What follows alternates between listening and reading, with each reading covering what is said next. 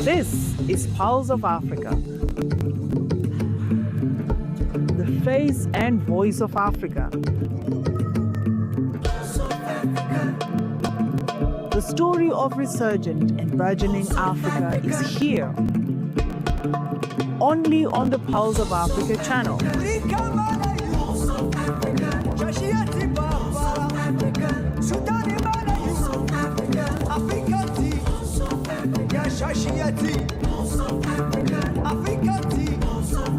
Pulse of Africa, the face and voice of Africa.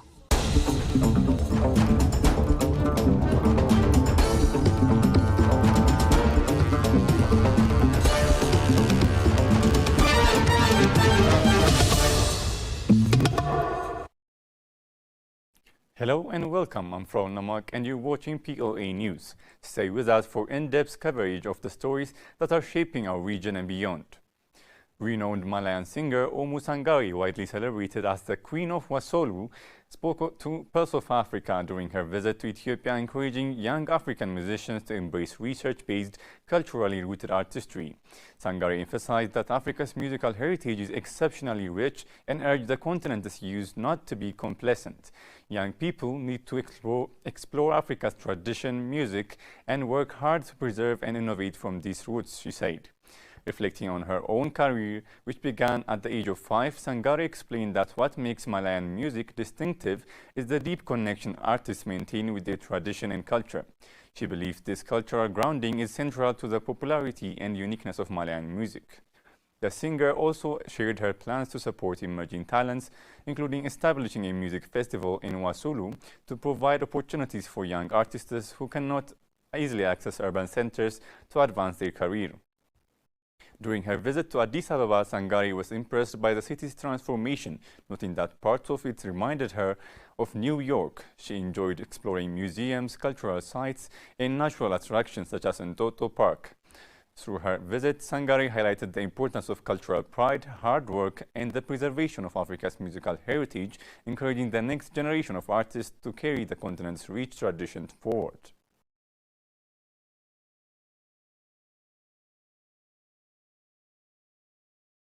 The United Nations Support Mission in Libya on Sunday praised Libya for successfully completing the third phase of its municipal election in 9 municipalities, describing the process as calm and orderly. The vote was held on Saturday with an estimated voter turnout of 69%, according to Libya's High National Election Commission. In a statement shared on social media platform X, United Nations Support Mission in Libya commended the efforts of local authorities, security forces, and election observers for ensuring a safe and smooth voting process. The UN mission emphasized the importance of respecting the integrity of electoral processes. United Nations Support Mission in Libya also called on all stakeholders to use established legal mechanisms to address any potential electoral disputes, reiterating its support for Libyan-led efforts to promote inclusive, transparent, and credible elections across the country. According to the Electoral Commission, 922 candidates, including 284 women, contested 87 municipal council seats.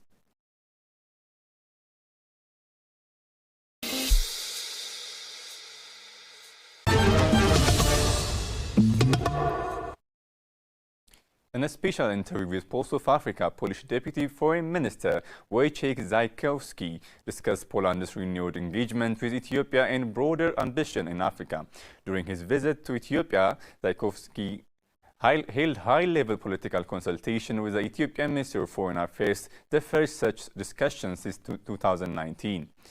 This is part of Poland's broader return to Africa, he explained, noting that Poland had been actively engaged across the continent during the 1960s throughout the 1980s, before reducing its diplomatic presence due to economic challenges in the 1990s. Poland and Ethiopia shared a long diplomatic history dating back to the 1930s. Each historical period requires adjustments. Zajkowski said, emphasizing Ethiopia's economic potential and the opportunities presented by ongoing reforms.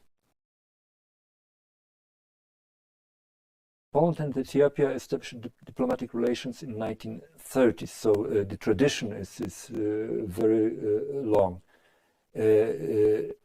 Each historical period requires some adjustments. We are on a different level of development. if compared to what we had in 1970s. So it's natural that we discuss new topics, new ideas. He highlighted the country's vibrant entrepreneurial society and expressed Poland's desire to participate in Ethiopia's development journey. On bilateral relations, the Deputy Foreign Minister described ties as strong and growing. Recent high-level visits, including that of the Polish president to Addis Ababa, reflects a genuine interest in expanding cooperation. Lajkowski also announced plans for a Polish-Ethiopian Economic Forum next year aimed at fostering trade and investment opportunities. Key areas of potential cooperation include agriculture, food processing, and information and technologies, building on previous collaborations in industrial equipment and ICT. Addressing broader global concerns, Lajkowski spoke on the impact of war and conflict. While Poland has not been directly involved in wars in the recent decades, it has experienced their indirect consequences. Wars disrupt supply chains and economic cooperation, affecting social stability and food security, he said, underscoring the importance of maintaining a stable international order. The Deputy Foreign Minister also discussed the evolving global order and its implication for Europe-Africa relation. Europe and Africa can be compared to siblings. Since Africa is gaining prominence in the international stage, it is important to maintain a political dialogue about regional issues with countries that have high international and regional standing, and this is just the case of Ethiopia. Challenges faced by one, such as climate change, terrorism, or interstate tension, inevitably affect the other, he said. He stressed that sustainable partnership between European and African nations and between the European Union and African Union are essential for regional stability, development, and prosperity. Lajkowski reaffirmed Poland's commitment to deepening cooperation with Ethiopia and Africa at large, noting that shared dialogue and collaboration are crucial to addressing the challenges and opportunities of the 21st century.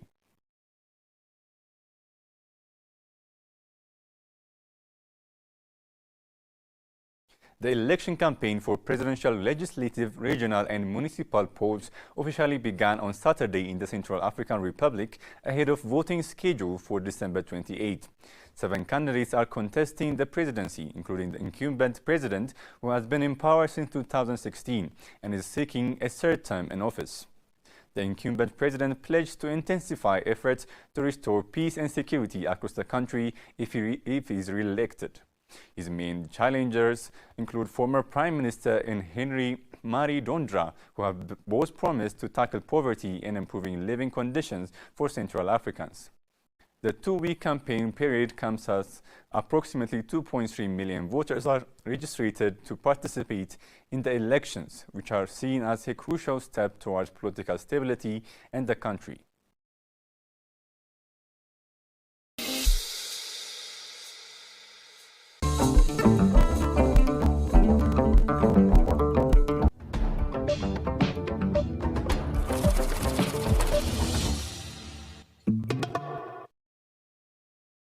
Moving on to business news, South Africa has eased its affirmative action rule to allow foreign satellite internet firms like Elon Musk's Starlink to operate without selling 30% equity to black or other non-white owners. Under the new policy, companies can meet requirements through equity equivalent investments such as skill training or programs supporting previously disadvantaged groups. The affirmative action framework, known as broad-based black economic empowerment, aims to address apartheid-era inequalities. Communications Minister Solly Malatis said Starlink could help expand fast internet access to rural and underserved communities, noting that the service already operates in many other African countries.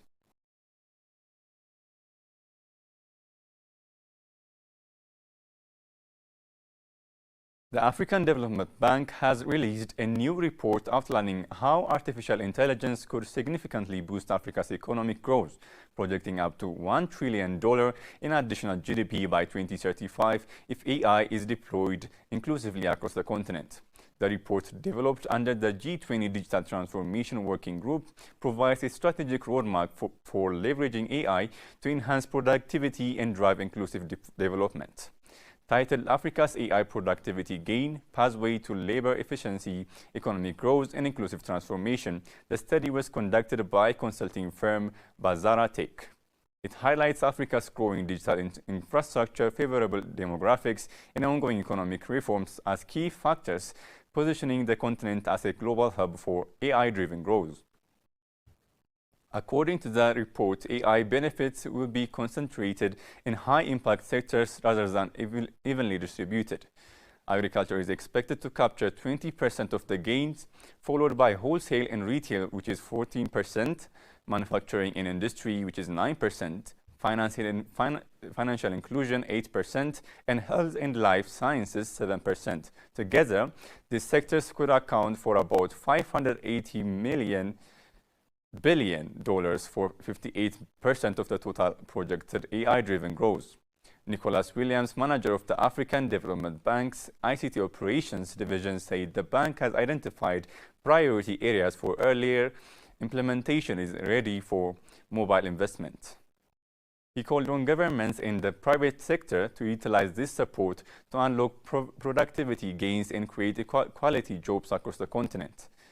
The report notes that achieving AI's full potential depends on 5 key enablers: data computing, infrastructure, skill, trust, and capital.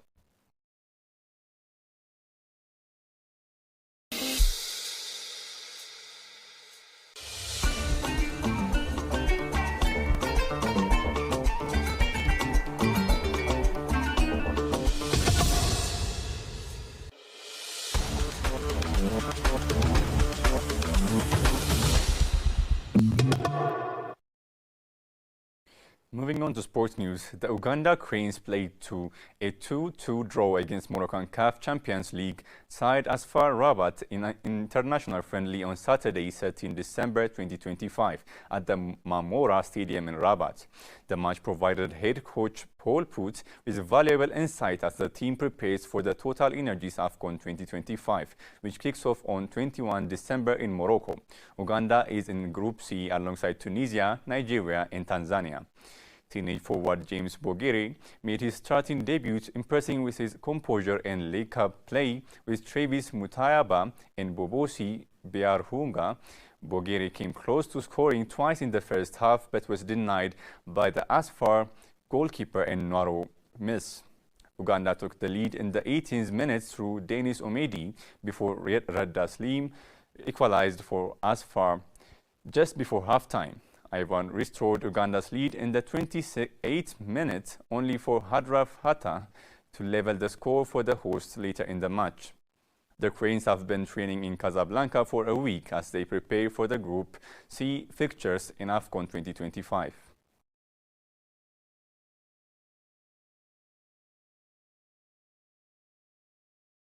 Let's move on to the recent forecast to learn the expected weather conditions across the region.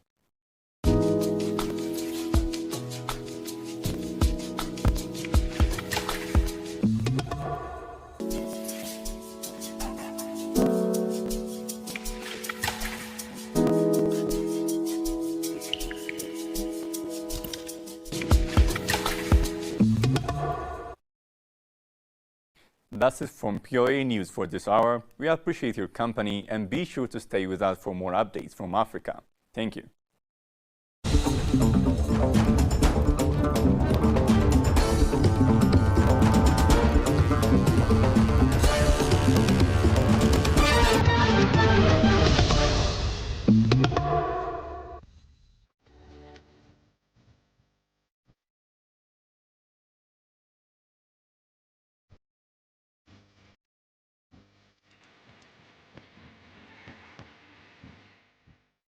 Hello and welcome. I'm Demetisa Mandira. In today's special program, we are joined by Professor Abebe Zagaye, who is a distinguished scholar renowned for his insights into African identities, history, and social thought. As a leading voice on African scholarship, his perspectives offer valuable insights into the evolving role of Pan-Africanism, knowledge production, and cultural narratives in the 21st century. Stay tuned. Professor Rabat, welcome to our program. Thank you. It's a privilege to be here. Sure, thank you too. Well, I just would like to begin with your contribution to anything that has to do with Pan-Africanism. I grew up when the African Union was created in the 1960s in Addis Ababa. For I had a sense of what's going on. And then I left to the US and then Britain. Then the last 15 years I've been working in Africa. It's just, you are comforted with an idea of who you are. I don't have any doubt about who I am in terms of being an Ethiopian. But when it comes to an academic issue, where are we? How can we think about issues? So Pan-Africanism become the umbrella, the core of thought. Therefore, we read a whole number of people. We read Nkrumah at one time. We read Cabral. We read Fanon, Césaire, you name it. They help us to think about how to think about ourselves as Africans. It's important that there was this attempt, especially through missionaries, that Africa doesn't have any knowledge. African knowledge is not written. Therefore, we have to take over to learn European language, and knowledge is produced by that. And that was what was taught and what was, even though Ethiopia was colonized, the first school was Menelik School, then Tafari Makonnen School. The curriculum was pretty much European. People were brought in to teach courses, and we didn't spend much time, except for people who came from either from the Ethiopian Orthodox Church or who had come from a rural area, who had Islamic education. Our orientation was toward Europe. Europe defined that. Therefore, Pan-Africanism helped us to redefine ourselves, who we are, etc. It was a way to fight colonialism, the last one being South Africa. Therefore, that kind of help us to define whether I lived in the US or in UK, and later on in Africa, Southern Africa, and then in different parts of Africa. And it affects the way we think about ourselves, and that we are not, there was this attempt to make us European, directly or indirectly. Directly, when you are a colonized country like Senegal or like Kenya, you know more about, if you are a Kenyan, or you know about a great deal about English history than you do about Kenya. Therefore, that rebellion against colonialism helped to begin. People like Jomo Kenyatta and others helped to do that. Same thing with Senghor, with Negritude movement, both from Senegal as well as from other French African countries, especially from the Caribbean.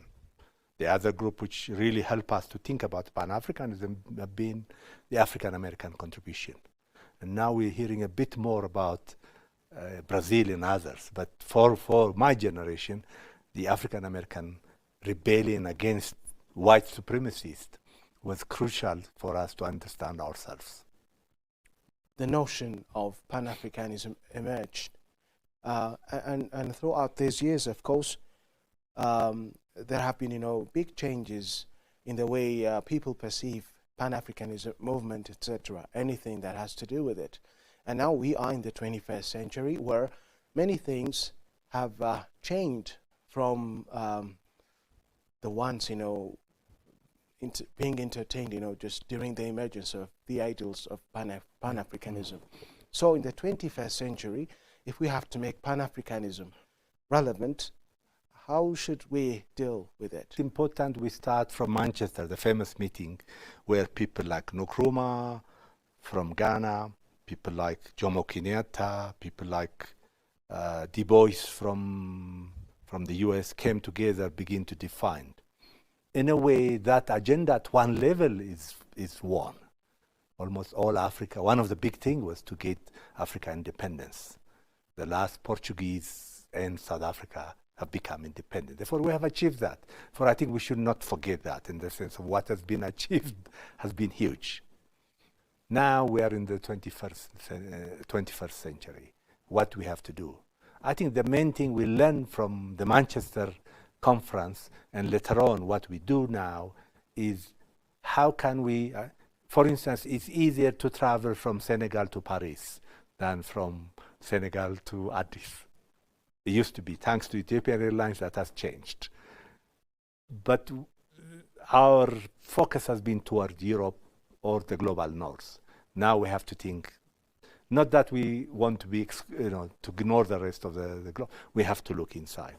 One good example I would like to give, which many people are aware, they don't know why it was created, was the creation of University of South Africa campus in Addis Ababa. It was basically the person who was the vice chancellor of University of South Africa was Professor Bani Pitiana. Bani Pitiana was number 2 to Steve Biko in South Africa, for he was a Pan-Africanist, and his notion was not that he wants just a campus to make money in Ethiopia. That's what many universities try to do. Most European universities are now opening campuses all over. The purpose was to link with Addis, to link with the African Union, to be part of Africa, because South Africa has been isolated for so long. For I was one of the people who were there. I was professor of sociology then. I came as a group to negotiate that with the Ethiopians, and we created that. What did they do? It comes to the issue of, we basically, South African university is huge. It's called the mega university because it's like 350,000 students. It's huge. So by creating that, we allowed Ethiopians who cannot go to Europe and others to do through distance. That was kind of unexpected, because everybody expected to have a classroom. Now, thanks to COVID, distance education has become normal. It's the new normal, if you wish. For a lot of people gain from it. What UNISA has done is a truly Pan-Africanist. When we came here, there was a vice chancellor who was South African.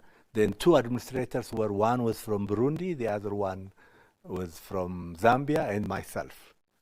Okay? So we were actually quite an African team, and we knew clearly, and we didn't come here to make profit, but actually to link. And that has made a big difference here, and also a big difference in South Africa. By the way, I was one of the beneficiaries. I was a PhD student at UNISA campus here in Addis. Okay. And I enjoyed my stay there. Yeah.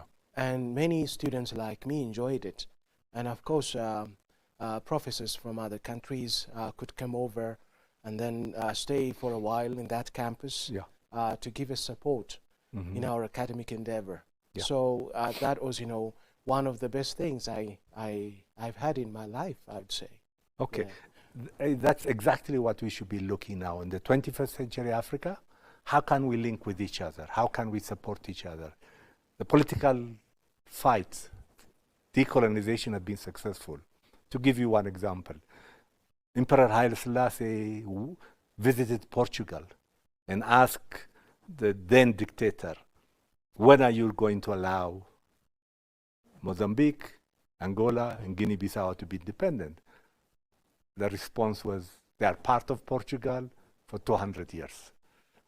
Emperor Haile Selassie gave him a year to make his mind. He came back, he didn't do anything, he kicked him out. Portugal embassy was kicked out. Therefore, those people, I'm not suggesting we should do that or that, but even then, Emperor Haile Selassie, without making too much noises, actually act on it. I think we need to do is what can we learn from each other? How can we support each other? Or else we cannot always look to the north. We cannot always gaze to the north. I think we need to work with each other. And UNISA is a very good example of Pan-Africanism. I just want to mention indigenous knowledge systems, African indigenous knowledge systems. why don't we integrate them, in anything that has to do with, Pan-African movement in every aspect of our lives? Because we say that Africans need to utilize what they have. This indigenous knowledge systems, they're very important. Earlier you mentioned that, of course, we had totally European curricula in our universities, in our secondary schools. And then, of course, African scholars, realized that that shouldn't be the case. And then later, these indigenous knowledge systems were incorporated in the education system in African countries. And now, the problem is, of course, people fear of incorporating, these indigenous systems, indigenous knowledge systems, but still they claim that indigenous knowledge systems should be incorporated in the education system. And now we just do see, two different things that are competing with one another. We still want to maintain, European curricula in our education systems, and at the same time, we believe that indigenous knowledge systems should be there as well. So when we try to incorporate the two, there is a lack of just a very clear path. We've been told knowledge is a scientific thing, something mysterious. Knowledge is basically of collecting information and systematically putting it together so that whatever I found, you can repeat it. Then it's verified. That's the broader scientific theory. Let's think about music. I mean, the best example of Ethiopia has its own traditional music. It has every kind of instrument, etc. But it's that one is traditional. I think one of the big problems we have is Africans are both traditional and modern. I think that's the first thing we have to recognize. The best example of our time who has managed to pull that together is Mulatu Astatke. Mulatu Astatke, by creating Ethio Jazz, what he did was he borrowed... Kind of hybrid. Yeah, and that's what always there is nothing called pure. You always learn. Culture is not pure. You mixed up, you learn from this, you drop this, etc. So what he did is he combined, he learned how to write a music in the European sense. But what he did was an Ethiopian music.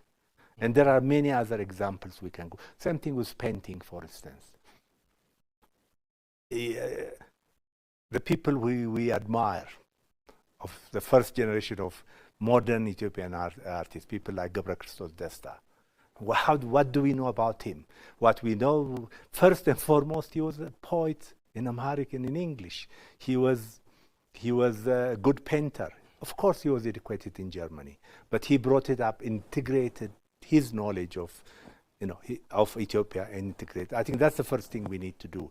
We have to take something to the world market. And we cannot be always consumers. At this moment, we have been told, if European comes, and again, it's not a negative thing about Europeans, they'll come and systematically write our music, and that becomes knowledge, acceptable. Why we cannot do it? Okay, I've just finished this new book, Size of Remembering. I give a number of examples. To give you another good example, there is a music instrument called mbira, which is played in most of Southern Africa.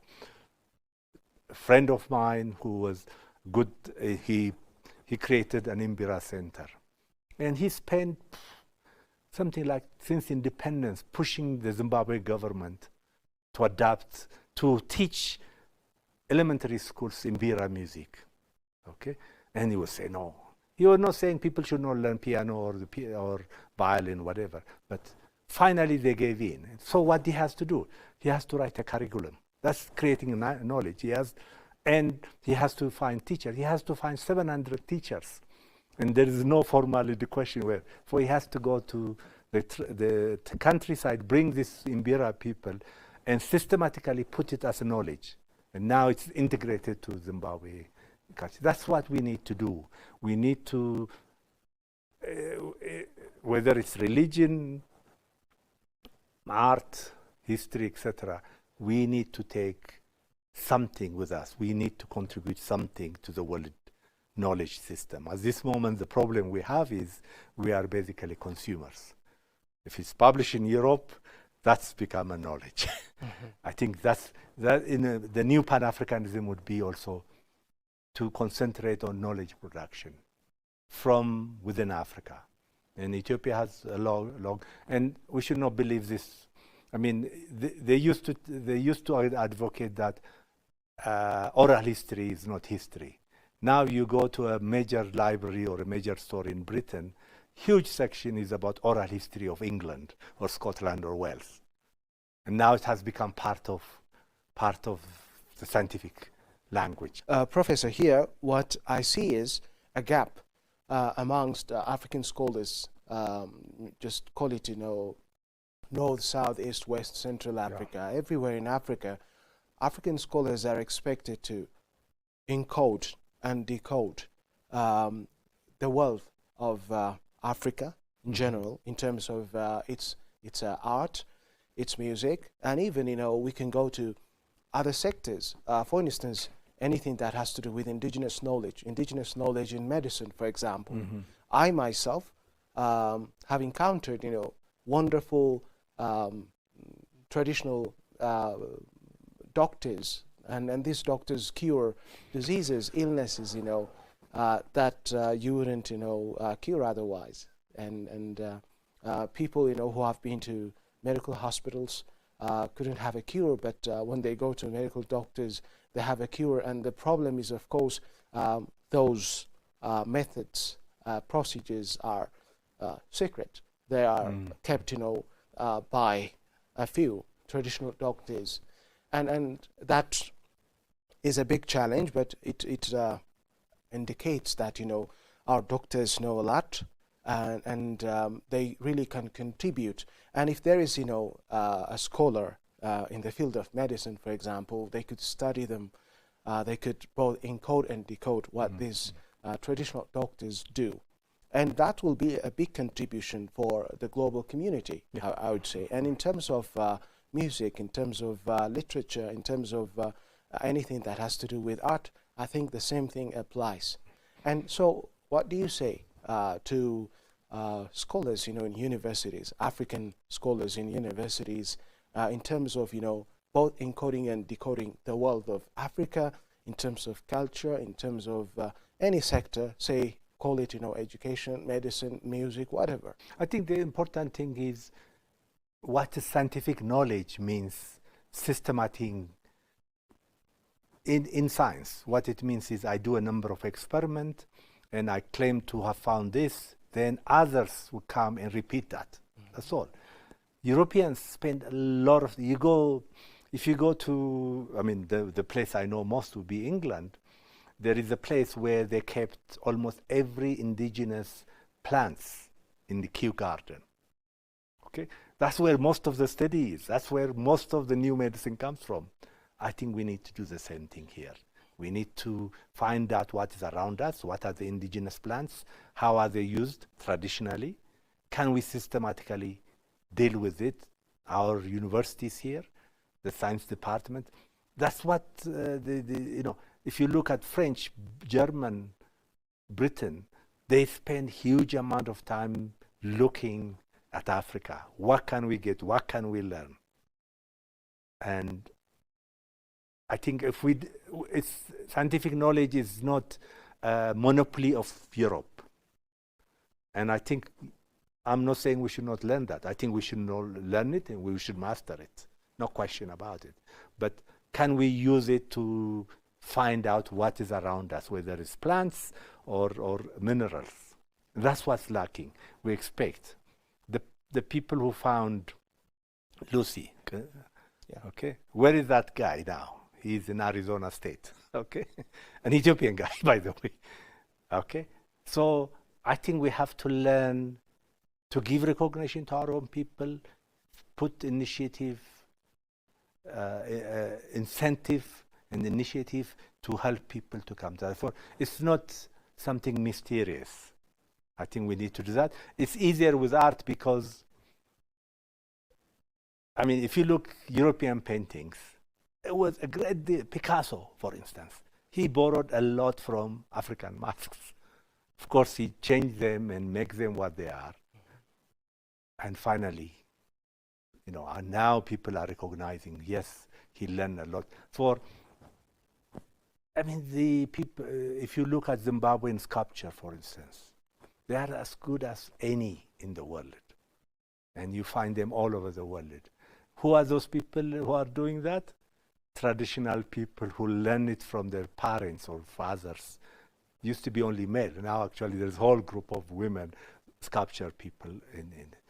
So the issue then to me is, how can we systematically put this together?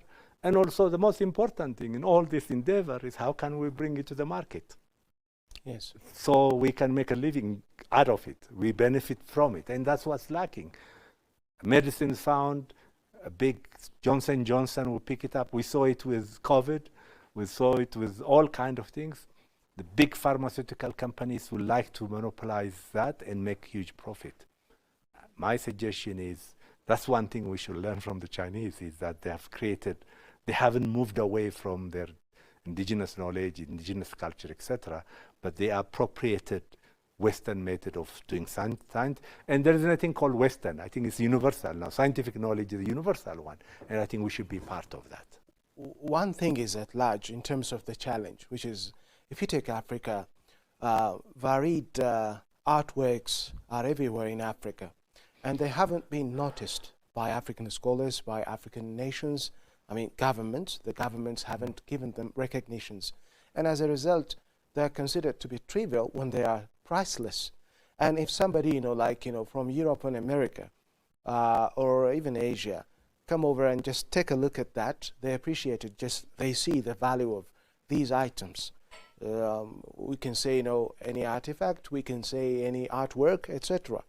And now, don't you see that African scholars or African countries, even governments, haven't adequately evaluated the value of these items in general? I can give you a concrete example now here. What happens here in Addis at present.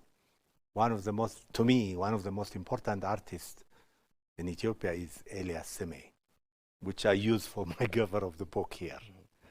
Elias Sime's work is basically, yes, he was trained at the art school. Yes, he has learned that. But what he's done is now you see his work. For instance, the way he used mud. Now mud has become an important form of creating buildings. Why? Most of our parents, our grandparents used it for, if you come from the rural part of Ethiopia, to put in to create a grain hollow, to put that, because it's cool, there won't be any insects, etc., etc. Therefore, what he's done is now you see it all over Addis now, his work being, he used indigenous understanding of Ethiopian culture and knowledge, and he's putting it there. For the first thing we need to do, and we have to learn to do, is to appreciate what our artists, what our historians, if we encourage them and give them the space, I think there's a lot of creative work. That's why I mentioned, this book I wrote, for instance, I have 3 chapters on Ethiopians. One is Mulatu, the other one is Elias Sime, Buzuna, and I usually call him, he's elderly to us, is Gashe Zarihun Yetmgeta. If you look at his work, Zarihun's work, a combination of magic, if you wish, Ethiopian Orthodox background, religious background, but done in a very modern way. For I think there is incredible, it's celebrated everywhere. Unfortunately, most of his work, you begin to see few people buying it, but the people who are buying it now are people who buy it and take it away. For there is a lot of good work. For what is needed is actually to appreciate that and to give it value. Value both in terms of appreciating it and also give it commercial value. Yeah. Okay. The other, you see Ethiopians work all over now. You see the artists, the artwork, what is being produced at the Farimokon School and at the art school now. They're having an incredible impact internationally, but I don't think so we appreciate it here. So do you think artworks by Ethiopians and by many other African countries have really depicted the identities of their respective countries, people definitely properly? Definitely. I mean, the best example are Nigerians. Nigerian artwork is their value is huge. You find it all over. There is a big exhibition now in London, interestingly, called Modernity in Nigeria. No, I forgot it's being shown at the major museum. It's being celebrated everywhere. One of the brilliance about Nigerians is actually they do that at home and they go out. For what we need to do is, everybody's not good at everything. For instance, if you ask me about sculpture, I'll say Zimbabwe. If you ask me about painting, I'll say Ethiopia and Nigeria and maybe Senegal. All of us have our own specialty. That has to be, I think, the Ethiopian elite, the Ethiopian business class, etc., have to begin to consume and have to use. We don't have to bring, I mean, sometimes when you go to a hotel and sleep in one hotel in Addis, you don't know whether you are in Singapore or London or in Addis. In other words, we don't buy any art of our own people. It's changing a bit. It's changing a bit. Now you see good artwork, especially in the most expensive things. Therefore, the first thing we need to do is we need to appreciate and give it value, and we don't do that enough. Mm-hmm. So, of course, this encoding and decoding, artifacts or artworks is very important in order for people, to give it value. For instance, artworks, in the US and Europe, they are worth millions of dollars, $75 million, 150 million US dollars. And when you just take a look, it's just a piece of work. And of course, maybe one of the greatest artists might have, Picasso might have painted it, might have drawn it. But when you see it, it's just something you might think it's trivial, but that's not the case. People spend, as much as, billions, millions, hundreds of millions of dollars. And when it comes to African countries, that's not the case, unfortunately. People do not appreciate the values of these artifacts, and people have, just a very limited experience of, spending money on them. They don't purchase them. Well, I know in New York, for example, there are young artists, Ethiopian artists, African artists, just they draw different, illustrations, and then, they sell them for relatively, a good price. Now, this shows that, of course, people are starting, to appreciate the values of artwork, which is a very good thing. And I just want to ask you how these kinds of artworks help rewrite Africans' narrative. A highly paid artist in the US is an Ethiopian woman, or at least she was born here, Julie Marato. I mean, in the late 80s, 1990s, her first work sold for $5 million US. Now I don't know how much it's selling, for she's become big. Why is that? Because she's based in New York or in Berlin. People are promoting it, etc. What we are not doing is we don't have that. I think we should behave like the Irish. Irish are famous for writing, and artists don't pay tax. I think we have to give initiative for the artists now to have a way of to have a way whereby they can contribute. I think the work begins at home, not. And there are a few galleries here and there now. People are struggling, etc., etc. So the issue for government and issue for regional government is how can we cultivate it? The same thing like with sport even. We don't spend enough money and time to cultivate it, even though our athletes are highly valued, especially the runners, both men and women.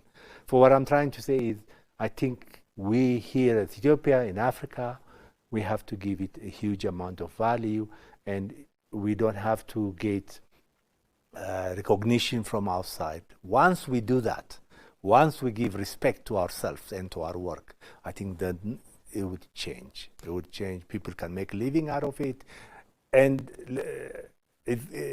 people would do that, because now what people are buying African art in a huge way now all over.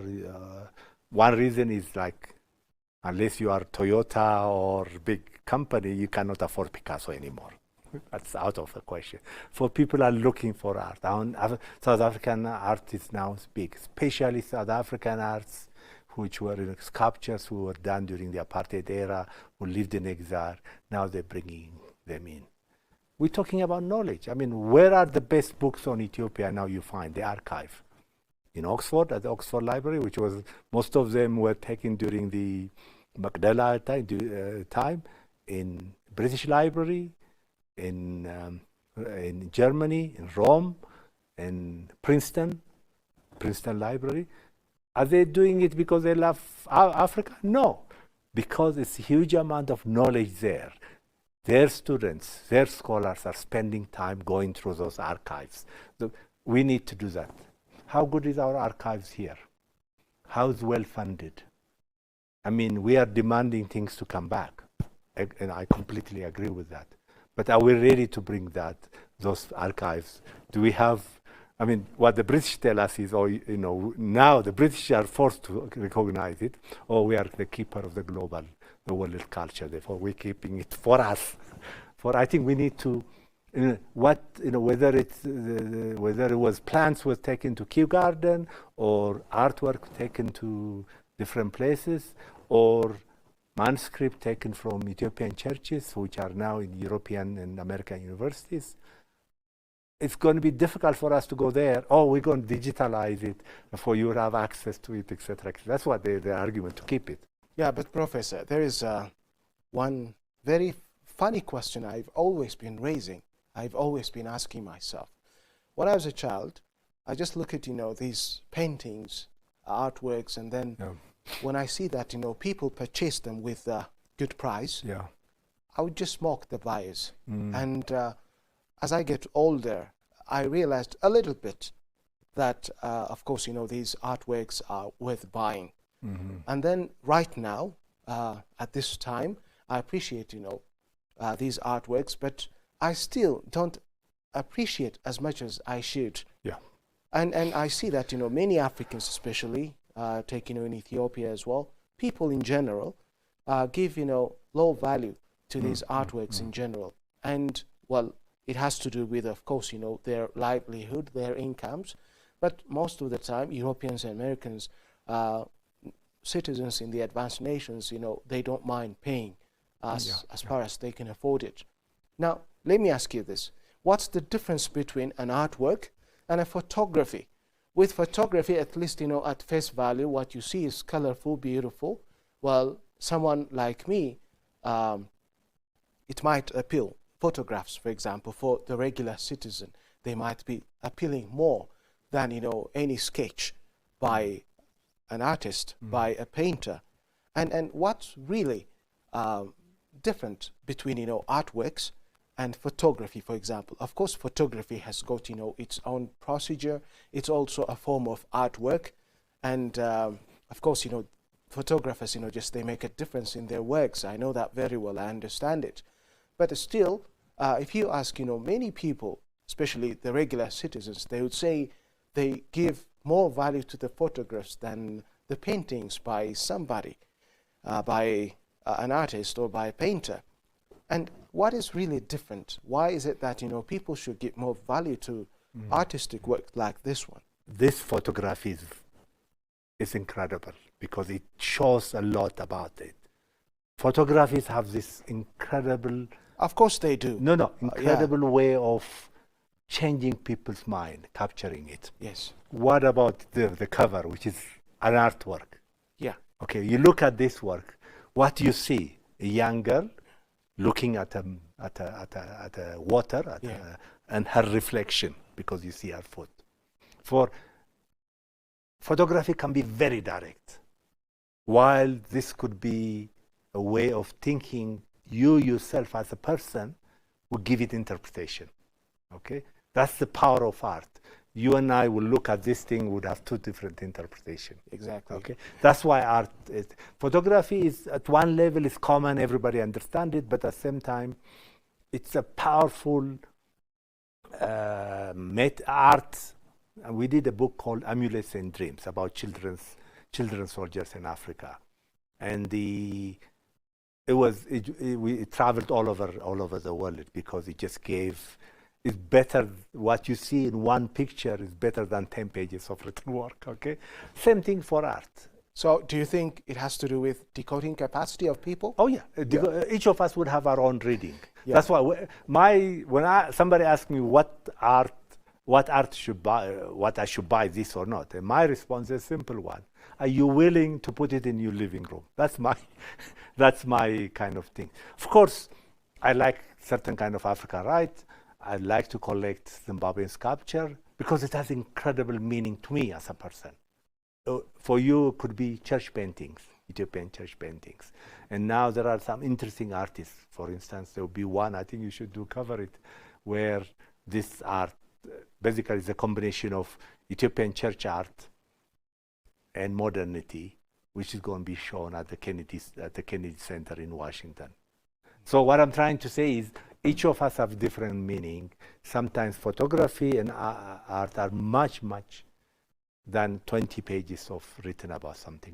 We can see that, in your book and in your career so far, you have very well observed how art help, change narratives, how they represent identities, and they are intertwined with people's lives, society's lives. And in the case of Africa, and when it comes to, POA, for example, Pulse of Africa envisages, to change the negative narrative of Africa. And how do you think arts, paintings, etc., play their role in serving this purpose? Yeah, let me give you one very Pan-Africanist example how that works.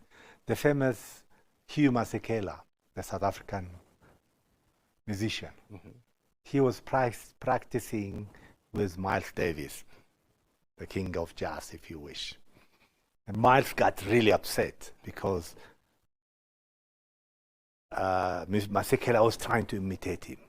And he stopped the whole recording, said, look, you do your thing, I'll do my thing. And sometimes, hopefully, we come together somewhere. And that's what happened with their work. For he did a very beautiful thing, was the singing grass. Only an African talk about singing grass who lived in the rural areas, etc. Miles would talk about what happens in Harlem. For art and other things are a reflection of what is around us. Therefore, for us as an African, can we represent and can we present things in our writing, in our painting, in our knowledge, which, yes, we should read Shakespeare, but at the same time, we should read Fikr Macabre. Why Fikr Macabre is important?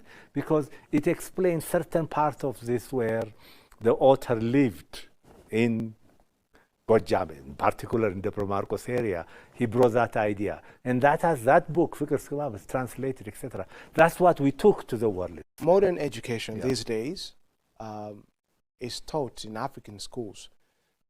And obviously, just they're very much likely to impact, African children positively. But still, they shouldn't be, making them go away from their vernacular identities. There must be some kind of balance, something must be done. It's not even a balance, it's carrying what we have with us. The most important intellectual post-Second World War in Ethiopia, the one I know and admire, came out of the church. Taddese Tamurat, the historian, Professor Asrat, and the surgeon. In respective countries and places What in the whole of happened with Africa, there are such people. No. The reason they are successful, those two people, one medicine, one history, is that they came out of Ethiopian tradition, out of church education, etc. And they have something to contribute. There's, people talk about Professor Asrat still in Edinburgh, where he was a student, as a brilliant surgeon. But there was something behind him. Therefore, one of the things that my generation lost is I don't know about you, I grew up in Addis, I didn't learn Ge'ez or other languages. There is no reason why a lot of us should not know other Ethiopian languages. We should speak at least 2-3 languages. We should speak other languages in Africa, etc. We should try to know what is our... We are looking to Europe all the time. And So that's we where need to the make a fault. balance. Yeah, we need to make and also, learn a great deal. We don't only know, if we are doing literature, we don't only learn Shakespeare, but we also learn Ethiopian writers. And the same thing with all that, in that we need to bring things together. Professor Ababa, thank you very much for your excellent interview you gave us today, especially for coming over and then be on time and do what you have done in this particular interview. Thank you very much. Yeah, I'm incredibly pleased to be here. I'm incredibly impressed with the new initiative this new station is bringing, not only to Ethiopia, but to Africa and broadly. I think we can give a new image. That's what I was arguing from the beginning. We have to be our own authors, and this is the forum we can use. Thank you so much. Thank you. Viewers, thank you very much. Today's edition ends right here, and next time we'll come up with a new one. Until then, goodbye.